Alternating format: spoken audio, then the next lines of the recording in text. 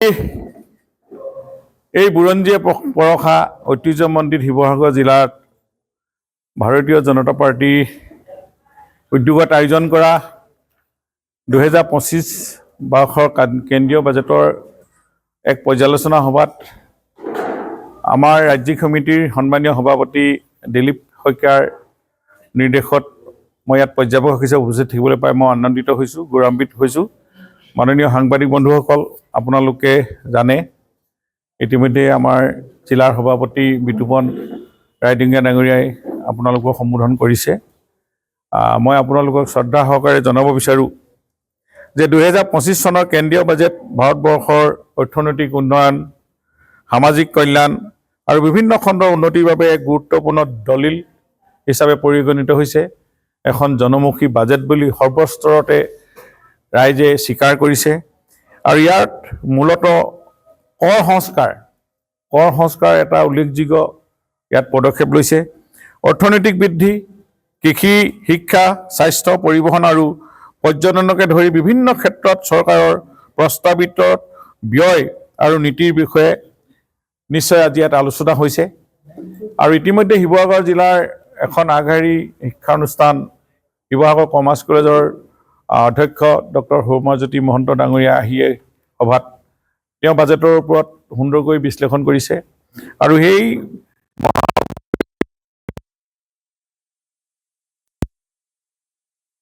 ইয়াত থকা লাচিত কলেজৰো এজন প্ৰবক্তা শান্তনু বৰুৱা ডাঙৰীয়াই আহি সীমান্ত বৰুৱা ডাঙৰীয়া আহি সুন্দৰকৈ তেওঁলোক যিহেতু এই অৰ্থনীতিৰ ক্ষেত্ৰত বিভিন্ন প্ৰবন্ধ পাতি লিখি থাকে আৰু তেখেতসকলৰ মুখেদি এই বাজেটখনক জনমুখী বাজেট বুলি তেখেতসকলে নিজেই সভাত স্বীকাৰ কৰি আৰু জনগণৰ দায়িত্ব আৰু কৰ্তব্য সম্পৰ্কীয় তেখেতসকলে যথেষ্টখিনি কথা কৈছে আৰু কোন ছেক্টৰত কেনেধৰণে আগবাঢ়িব লাগিব, এই কেন্দ্ৰীয় বাজেটখনক লৈ আমি অসমে কি আশা কৰিব পাৰোঁ সেই কথাখিনিও সুন্দৰকৈ বিশ্লেষণ কৰিছে।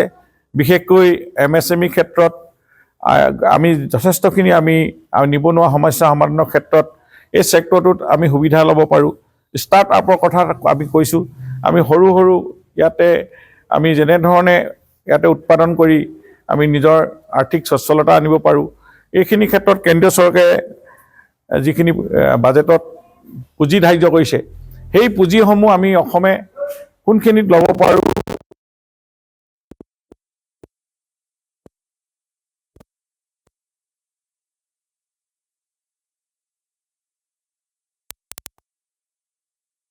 আমি নিশ্চয় আমি ৰাজ্যখনৰ অৰ্থনৈতিক দিশত বা আন্তঃগাঁথনি উন্নয়নত আমি সহায় কৰিব পাৰোঁ, আমি সহায়ক হ'ব পৰাকৈ আমি আঁচনি ল'ব পাৰোঁ। আৰু কেন্দ্ৰীয় চৰকাৰে উত্তৰ পূৰ্বাঞ্চলৰ কাৰণে আমি যি আগতে লুক ইষ্ট পলিচি, এতিয়া এক্ট ইষ্ট পলিচি কৰি বিভিন্ন দেশৰ লগত আমি সম্পৰ্কৰে আমি ব্যৱসায় বাণিজ্য গঢ়লৈ তোলা আৰু বিশেষকৈ জলপথৰ কথাটো আমি নিশ্চয় জানো। কম সময়ত কম খৰচত আমি আমদানি ৰপ্তানি কৰিব পৰা স্থল আছে, সেই কথাখিনিও এই বাজেটৰ স্থান পাইছে। তাৰ কাৰণে যথেষ্ট পুঁজি নিৰ্ধাৰণ হৈছে। আমি এইবাৰ অসমত আমি কেন্দ্ৰীয় মন্ত্ৰী ডাঙৰীয়াই এইবাৰ যেনেকৈ যোগীঘোপাত আমি এটা লজিষ্টিক পাৰ্ক আমি ইনগ্ৰেশ্যন কৰিছোঁ, ঠিক তেনেধৰণে আমি আমাৰ অহা বৰ্ষত এইবাৰ আমি প্ৰায়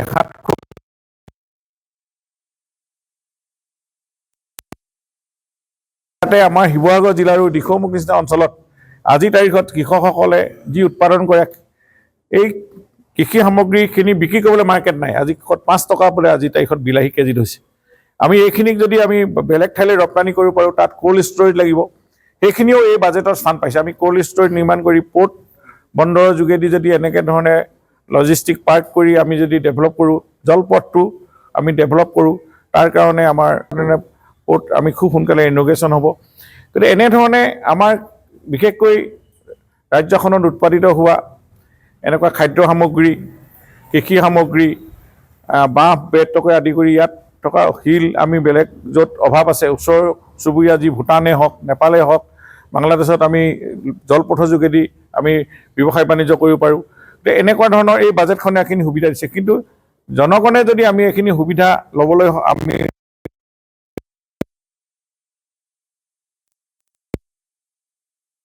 এৱাইৰ কাৰণে এইবাৰ কিমান টকা চেংচন দিছে আমি নিশ্চয় জানো এই টকাখিনি আমি যদি সৎব্যৱহাৰ কৰোঁ অসমত আৰু প্ৰধানমন্ত্ৰী গ্ৰাম সড়ক যোজনা PMAY এই সেক্টৰত এইবাৰ যথেষ্টখিনি টকা কেন্দ্ৰীয় চৰকাৰে অনুমোদন দিছে আমি অসমেও তাৰ পৰা এটা লাভৱান হ'ব আমি PMAY ঘৰ আমি পাবৰ কাৰণে এইবাৰ আমাৰ যেনেকৈ পৰ্টেলত জিৰ' টেকিং হয় সেই জিৰ' টেকিংটো এইবাৰ নিজে কৰিব পাৰিব তেনেকুৱা ধৰণৰ এটা প্ৰভিজন দি দিছে নিজৰ ঘৰৰ পৰাই পৰ্টেল কৰি তেওঁ ঘৰটো আপলোড হ'ব আৰু চিলেকশ্যন হোৱাৰ পাছত তেওঁ 1,30,000 পাব যাতে এই দৰিদ্ৰ মানুহৰ সংখ্যা কমাবৰ কাৰণে গতিকে এনে ধৰণৰ এই বাজেটখনত ইমানখিনি সুবিধা আজি কেন্দ্ৰীয় বাজেটখনে আমাক দিছে আমি সেইখিনি সুবিধা ল'ব লাগে আমি সেইখিনি ৰাইজক সজাগতা সৃষ্টি কৰিবৰ কাৰণে আজি আপোনালোকক আমন্ত্ৰণ কৰি অনা হ'ল আৰু মূলতঃ এই বাজেটখন আপোনালোকে যদি চায় 2013 চনত 16,65,200 ছাব্বিছত 50,65 লাখ কৰোঁ ক'ত 16 লাখ ক'ত 50 লাখ এনেধৰণে বাজেটখন লৈ অনা হৈছে আৰু এইটো ফিস্কেলৰ কথাটো এতিয়া এটি কমি গৈছে 4.4% আহিছে পূৰ্বতে 4.8 আছিলে গতিকে এই সেক্টৰটো আমাৰ যিটো মানি ফ্ল'টো যেতিয়া যিমানে বাঢ়িব আমি জনগণৰ সেইখিনি ক্ষেত্ৰত ইয়াৰ GSDPকে আদি কৰি বিভিন্ন ক্ষেত্ৰত আমাৰ ৰাজ্যখন উপকৃত হ'ব আমাৰ মূল কথাটোৱে হৈছে নিবনুৱা সমস্যা শিক্ষা স্বাস্থ্য আদি ক্ষেত্ৰত কেন্দ্ৰীয় বাজেটত যথেষ্টখিনি সংস্কাৰমূলক কামৰ কাৰণে আজি স্কিল ডেভেলপমেণ্টৰ কাৰণে প্ৰজেক্টৰ কাৰণে তেওঁলোকে যথেষ্ট বাজেট দিছে স্কিল কৰিব লাগিব আমি নিজৰ উঠি অহা প্ৰজন্মক আমি ব্যৱসায় বাণিজ্যত তেওঁলোকক জড়িত কৰাব লাগিব এইখিনিয়ে আমাৰ ৰাজ্যখন আগবঢ়াই লৈ যাব লাগিব আমাৰ যেহেতু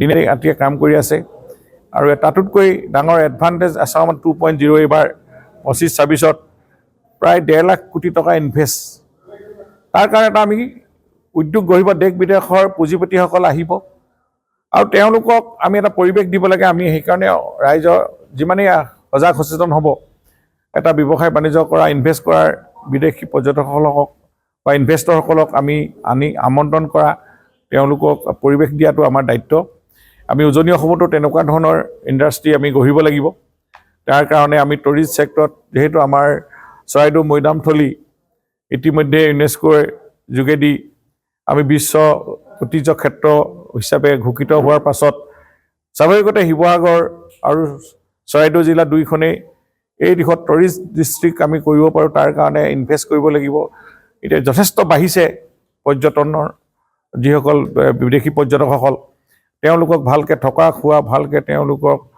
যদি আমি ৰোড ইনফ্ৰাষ্ট্ৰাকচাৰ ঠিক কৰি আমি যদি তেওঁলোকক আকৰ্ষণ কৰিব পাৰোঁ আমি ইয়াৰ যোগেদিও আমাৰ জিলাখন আমি স্বাৱলম্বী হ'ব পাৰোঁ নিবনুৱা সমস্যা সমাধান হোৱাকৈ এখন আমাৰ টুৰিষ্ট ডিষ্ট্ৰিক্ট কৰিব পৰা চল আছে সেইখিনি ক্ষেত্ৰত আমাৰ ইয়াত ব্যৱসায়ীসকলেও নিজেই এণ্টাৰপ্ৰেনাৰশ্বিপসকলে বা ইণ্ডাষ্ট্ৰিয়েলিষ্টসকলেও চিন্তা কৰিব লাগিব তো আমি সকলোৱে মিলি আমি এই বাজেটখনক আওনা লৈ আমি এই বাজেটখনৰ যোগেদি আমাৰ জিলাখন অসমখন আৰু দেশখনক আগুৱাই নিব লাগিব মই ভাবিছোঁ আজি যথেষ্টখিনি ৰাইজে এই আলোচনাত পাৰ্টিচিপেট কৰিছে খুব ভাল গঠনমূলক পৰামৰ্শ অসমৰ বাজেট আহি আছে আমি অসম বাজেটে কেন্দ্ৰীয় বাজেটৰ পৰা আমি কি লৈ আমি অসম বাজেটত নতুন হয়তো এইবাৰ বহুখিনি ৰাইজে পাব আমাৰ সাধাৰণ শ্ৰেণীৰ ৰাইজ কৃষকৰ বিশেষকৈ উন্নতি হ'ব লাগিব শতকৰা 80% যেহেতু অসমৰ ৰাইজ কৃষিৰ ওপৰত নিৰ্ভৰ কৰে এই কৃষি সেক্টৰখনত এতিয়ালৈকে যিখিনি কৰি আছোঁ আমি দিব্যাংগ থাকে 2জনেই পাব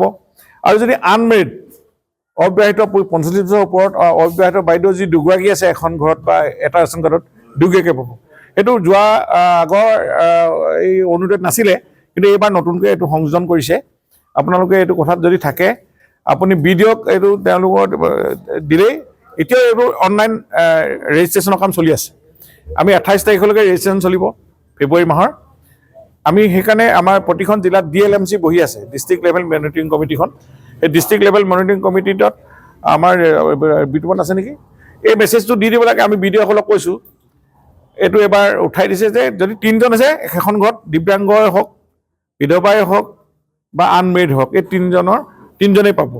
সেইটো সুবিধাটো আমাৰ বিত্ত বিভাগে এইবাৰ ঘোষণা কৰিছে। মই ডিব্ৰুগড়ত যাওঁতে কৈ আছোঁ, তাত হৈছে, আমাৰ চৰাইদেউতো হৈছে। এতিয়া এঘৰত 3জন আছিলে, 3জনকে দি অনলাইন এপলোড হৈ গ'ল।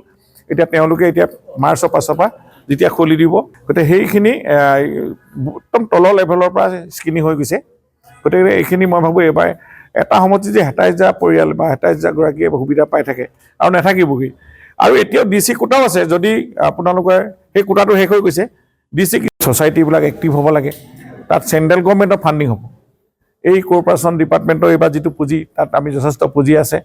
তেওঁলোকে ভাল কাম কৰাখিনিক পুৰস্কাৰ দিবলৈ চৰকাৰ সাজু আছে। যি এণ্টাৰপ্ৰাইজ, অকল সমবায় সমিতিসমূহে চাউল ছাপ্লাই দি নাথাকি তেওঁলোকেও এইবিলাক ক্ষেত্ৰত বিজনেছ ছেক্টৰত সোমাবৰ কাৰণে আমি আহ্বান জনাইছোঁ। তেওঁলোকৰ লগত মিটিং হৈছে আমাৰ কৰ্পৰেশ্যন ডিপাৰ্টমেণ্টে।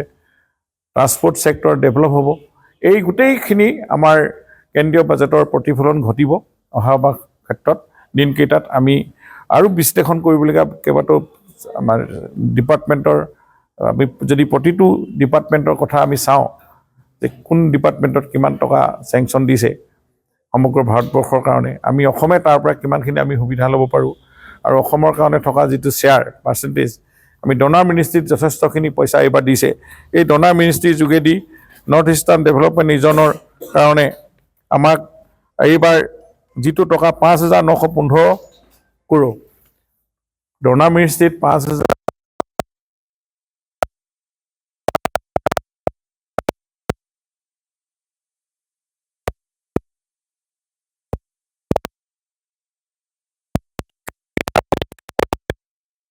কাম কৰিব পাৰোঁ। North east road sector development scheme আমি কৰিব পাৰোঁ।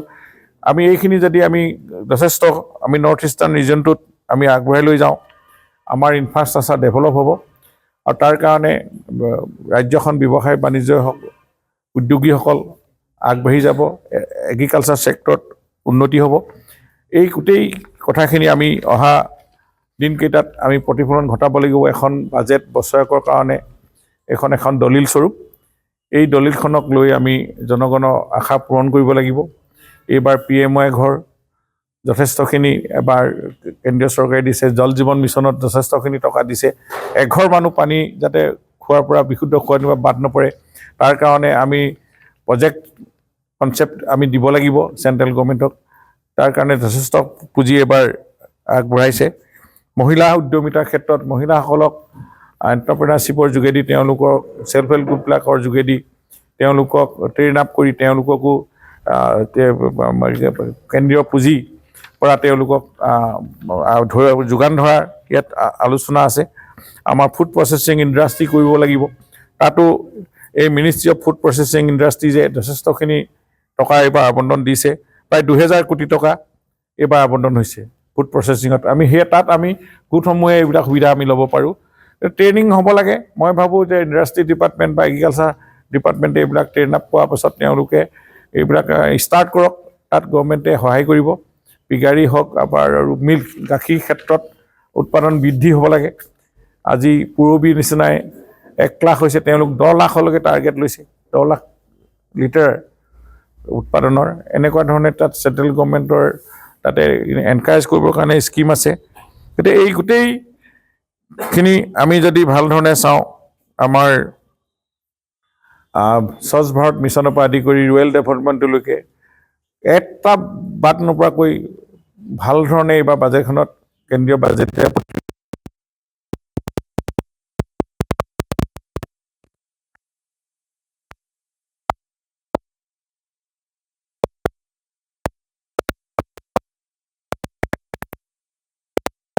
কেন্দ্ৰীয় চৰকাৰৰ উপহাৰ। এই ডাঙৰ কেন্দ্ৰীয় চৰকাৰে অসমৰ কাৰণে বহুতে কৈ থাকে কেন্দ্ৰীয় চৰকাৰে অসমক মাহিয়াই চায়, কিন্তু তেওঁলোকে কেন্দ্ৰীয় চৰকাৰে আমি অসমক বা নৰ্থ ইষ্টক যিমানখিনি দিছে কোনো চৰকাৰে আগতে দিয়া নাছিল। আমি নাম ৰূপত ভাবিছে এক্সটেনশ্যন কৰিছে। এইটো সম্পূৰ্ণ নতুন প্ৰজেক্ট। ইয়াতে আমাৰ 12 লাখ মেট্ৰিক টন ইয়াত উৎপাদনৰ এইটো এটা দি অসমখনৰ অৰ্থনৈতিক দিশত আগুৱাই নিব আৰু ইয়াত বহুত নিবনুৱা সমস্যা সমাধান হ'ব জাগিৰোডত যেনেকৈ ছেমি কণ্ডাক্টৰ এই ছেমি কণ্ডাক্টৰটো যোগেদি আমাৰ নিবনুৱা সমস্যা সমাধান হ'ব বিভিন্ন ধৰণৰ সৰু সুৰা উদ্যোগ গঢ় লৈ উঠিব অসমৰ বিভিন্ন ঠাইত তাৰ কাৰণেও MSME ছেক্টৰ যোগেদি পুঁজি দোকান ধৰিব পাৰিব এনেধৰণৰ বাজেটখনে বহুখিনি প্ৰতিফলন ঘটাইছে আমি এইখিনি যদি ভালদৰে বিশ্লেষণ কৰোঁ এই কম সময়ত এইখিনি সম্পূৰ্ণ সম্ভৱ নহয় মই ভাবোঁ এই জনমুখী বাজেটখনক যোগেদি সমগ্ৰ দেশখনৰ লগত